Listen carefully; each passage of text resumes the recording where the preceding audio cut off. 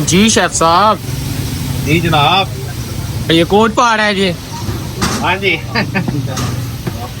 ਅਸੀਂ ਦਰਅਸਲ ਰਾਤ ਨੂੰ ਥੋੜਾ ਲੇਟ ਜਾਂਦੇ ਆ ਤੇ ਉਹਦੀ ਵਜ੍ਹਾ ਤੋਂ ਸਵੇਰ ਤਰ੍ਹਾਂ ਲੇਟ ਉੱਠਨੇ ਆ ਤੇ ਅੱਜ ਖੜਾ ਮਸਾਲਾ ਕੀਮਾ ਭਰਦਾ ਪਿਆ ਜਨਾਬ, ਬਿਹਤਰੀਨ ਮਾਸ਼ਾਅੱਲਾ ਤੇ ਵੱਡੇ ਗੋਸ਼ਤ ਦਾ ਕੀਮਾ ਹੈ। ਔਰ ਇਹ ਜਨਾਬ ਖੜਾ ਮਸਾਲਾ ਹੁੰਦਾ ਨਾ, ਮਤਲਬ ਸਾਬਤ ਮਸਾਲੇ ਜਿਸ ਤਰ੍ਹਾਂ ਪਿਆਜ਼ ਸਾਬਤ, ਸਬਜ਼ ਮਿਰਚਾਂ ਸਾਬਤ, इस तरह दी चीज़ा पा के खड़ा मसाला कीमा बनेगा। बड़ी बेहतरीन रेसिपी है।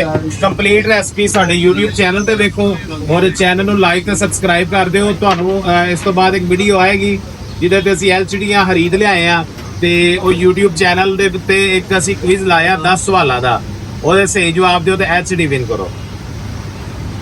कितना ऑयल पान लगे जी? 15 किलो साडा कीमा है। ਇਹਦੇ ਵਿੱਚ ਸਿਰਫ ਜਿਹੜਾ ਨਾ 2 ਲੀਟਰ ਆਇਲ ਜਾਏਗਾ। घट आयल ते घट स्पाइसी खाना जिहड़ा वे ना वो हेल्थ लिए बड़ा अच्छा है, बड़ा जरूरी है।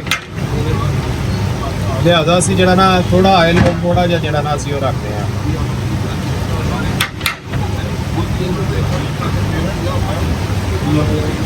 अच्छा, उस तो बाद जिहड़ा वे ना इहदे विच असीं 2 चमचे ਵੱਡੇ वाले जिहड़ा ना नमक दे और 2 चमचे असीं जिहड़ा इहदे विच पावांगे लाल मिर्च दे और 2 चमचे जिहड़ा ना पावांगे हल्दी दे। छोटे चम्मच ਜਿਹੜੇ ਨੇ ਤੁਹਾਡੇ ਤਕਰੀਬਨ ਜਿਹੜਾ ਨਾ ਛੋਟੇ ਇਹ ਤੁਹਾਡੇ ਬਣ ਜਾਂਦੇ 16 ਚਮਚੇ ਨਮਕ ਦੇ, 16 ਮਿਰਚ ਦੇ ਤੇ 16 ਹਲਦੀ ਦੇ ਤੇ 2 ਲੀਟਰ ਆਇਲ ਪਾਇਆ ਤੇ 15 ਕਿਲੋ ਸਾਡਾ ਕੀਮਾ ਹੈ। कंगी पान लगे जी? ਜਨਾਬ ਅਦਰਕ ਲਸਣ ਪਾ ਲਗੇ ਹੱਥ ਥੱਲੇ ਕਰਕੇ ਪਾਓ। ਯਾਰ ਠੀਕ ਹੋ। अच्छा जी, ऑयल नमक मिर्च हल्दी ते अदरक लसन पा के चंगी तरह भुन लेना। उस तो बाद जो बाकी चीज़ां पावांगे। साहब इन्ने बड़े प्याज?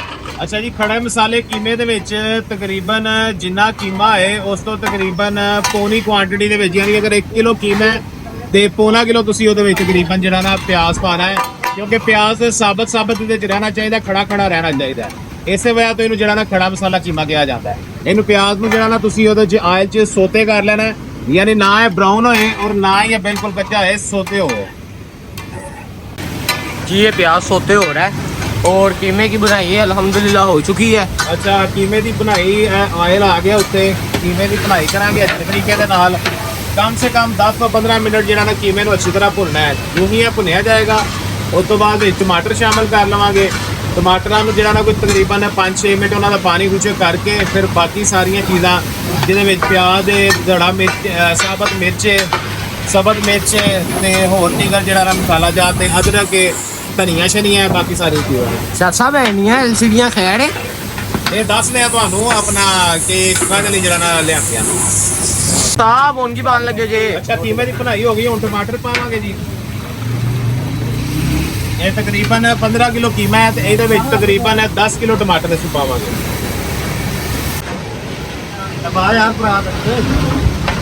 अच्छा जी, टमाटर जिहड़ा वे ना वो पा के ते इन्हां नूं तकरीबन 5-6 मिनट जिहड़ा वे ना तुसीं पका लेना है। हल्का जिहा अगर रस किसा रखना चाहते हो तो थोड़ा जिहा जिहड़ा ना इहनूं पकाओ। अगर तुसीं ज़्यादा ग्रेवी रखना चाहते हो उस हिसाब दे नाल तुसीं टमाटरां दे विच पानी भी ऐड कर सकते हो। अच्छा जी, साढ़े हो गए ने हुण असीं जिहड़ा ना विच पावांगे खड़े मसाले सारे। ये सब तो पहला आ गई साड़ियाँ सबज मिर्चां, तकरीबन 1 किलो सबज मिर्च पावांगे इस तरह। उस तो बाद जरा प्याज वहा दो जी, सोते होता थोड़ा भी मेरा वहा दो। यह प्याज असीं सोते किया, सबज मिर्चां ने विच सोते कीतियां। उस तो बाद लाल मिर्च साबत है यह भी पा देंगे विच। वो जिहड़ा खड़ा प्याज है ना वो भी विच पा देंगे।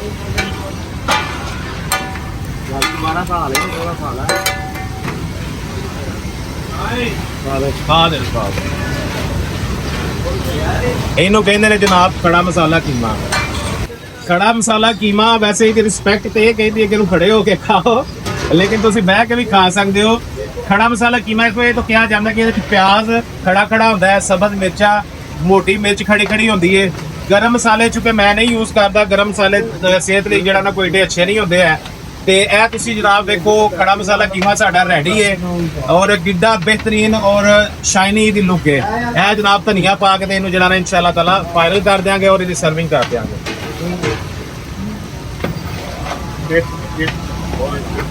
सब रेडी हो गया है? रेडी है जी, रेडी है। फौरी तौर पे पहुंचो और फौरी तौर पे आगे भी इंजॉय करो।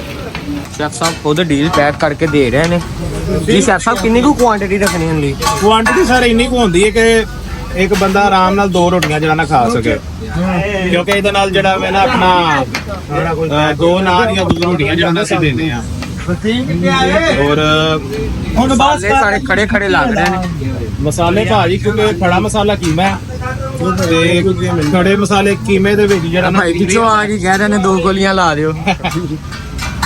ਰਸ਼ ਬਹੁਤ ਰਸ਼ ਲੱਗ ਗਿਆ। ਕਿੱਥੇ ਜੇ ਪਰਚੀ ਕਿੱਥੇ ਜੇ? ਮਾਮੂ ਕੋਲ ਮਾਮੂ ਆ ਪਰਚੀ ਆ ਗਈ ਭਾਈਆਂ ਦੀ। ਹਾਂਜੀ ਓਕੇ ਇੱਧਰ ਹੀ ਆਉਣਾ ਦੂਰ ਤੋਂ ਆ ਗਿਆ। ਸਭ ਕਹਿ ਰਹੇ ਡੀਲਾ ਤੇ ਡੀਲਾ ਲਾਈ ਜਾ ਰਿਹਾ ਜੇ ਰਸ਼ ਪੈ ਗਿਆ। ਹਾਂਜੀ ਜਨਾਬ, ਲੋਕ ਆਪਣੀ ਮੁਹੱਬਤ ਦਾ ਇਜ਼ਹਾਰ ਕਰਦੇ ਨੇ ਕਿ ਅਸੀਂ ਕੋਸ਼ਿਸ਼ ਕਰਨੇ ਆ ਕਿ ਇੱਕ ਖਿਦਮਤ ਵਾਲਾ ਐਲੀਮੈਂਟ ਵਿੱਚ ਰਵੇ, ਯਾਨੀ ਮੁਨਾਸਬ ਰੇਟ ਦੇ ਉੱਤੇ ਅੱਛਾ ਖਾਣਾ ਜਿਹੜਾ ਨਾ ਦਈਏ। ਮੁੰਡੇ ਡੀਲਾ ਲਾਣਾ ਸ਼ੁਰੂ ਹੋ ਗਏ ਨੇ ਔਰ ਅਲਹਮਦੁਲਿਲਾ ਜਿਹੜਾ ਵੇ ਨਾ ਉਹ ਅਸੀਂ ਉਹਦੇ ਚ ਮਾਸ਼ਾਅੱਲਾ ਅੱਲਾਹ ਤਾਲਾ ਨੇ ਸਾਨੂੰ ਇੱਜ਼ਤ ਦਿੱਤੀ ਹੈ। ਇਨਸ਼ਾਅੱਲਾ ਜਲਦੀ ਤੁਸੀਂ ਹੋਰ ਵੀ ਵੈਰਾਈਟੀਆਂ ਵੇਖੋਗੇ, ਯਾਨੀ ਇੱਕ ਮੇਨ ਡਿਸ਼ ਤੋਂ ਇਲਾਵਾ ਵੀ ਇਨਸ਼ਾਅੱਲਾ ਤਾਲਾ ਤੁਸੀਂ ਜਿਹੜਾ ਨਾ ਸਾਨੂੰ ਡਿਸ਼ਾਂ ਬਣਾਉਂਦਿਆਂ ਵੇਖੋਗੇ। ਤੇ ਉਹ ਟਾਈਮ ਦੱਸ ਦੇਣਾ ਸੀ, ਮੰਡੇ ਤੱਕ ਦਾ ਟਾਈਮ ਹੈ ਤੁਹਾਡੇ ਕੋਲ? ਹਾਂਜੀ YouTube ਚੈਨਲ ਦੇ ਉੱਤੇ ਜਿਹੜਾ ਅਸੀਂ ਕੁਇਜ਼ ਲਾਇਆ ਵੇ, ਜਿਹਦੇ ਵਿੱਚ ਅਸੀਂ 3 LCDਆਂ ਵਿਨ ਕਰਵਾ ਰਹੇ ਹਾਂ। ਉਹ ਪੀਰ ਵਾਲੇ ਦਿਨ ਕੀ ਡੇਟ ਬਣਦੀ ਹੈ ਤਕਰੀਬਨ? ਪੀਰ ਵਾਲੇ ਦਿਨ ਡੇਟ ਅੱਜ ਹੋ ਗਈ ਨਾ ਆਪਣਾ 14, ਤਕਰੀਬਨ 20 ਆਈ ਕੀ ਡੇਟ ਬਣੇਗੀ। ਹਾਂਜੀ ਇਨਸ਼ਾਅੱਲਾ ਤਾਲਾ 20 ਆਈ ਕੀ ਨੂੰ ਇਨਸ਼ਾਅੱਲਾ ਤਾਦੀ ਕਰਾਂਗੇ। ਅੱਛਾ ਸ਼ੈਫ ਸਾਹਿਬ, ਉਹ ਫੂਡ ਕਹਿਣ ਦਾ ਕੀ ਹਿਸਾਬ ਹੈ? ਜਨਾਬ ਆਪਣਾ ਪਾਕਿਸਤਾਨ ਦੇ ਵਿੱਚ ਪੂਰੀ ਦੁਨੀਆ ਦੇ ਬੈਠੇ ਹੋ, ਹਾਂਜੀ ਤੁਸੀਂ ਸਾਡਾ ਖਾਣਾ ਇੰਜੋਏ ਕਰਨਾ ਚਾਹੁੰਦੇ ਹੋ, ਤੁਸੀਂ ਆਰਡਰ ਕਰੋ। ਇਨਸ਼ਾਅੱਲਾ ਤਾਲਾ ਸਵਾਦ ਦਾ ਖਾਣਾ ਤੁਹਾਡੇ ਮੁਲਕ 'ਚ, ਤੁਹਾਡੇ ਸ਼ਹਿਰ 'ਚ ਪਹੁੰਚੇਗਾ।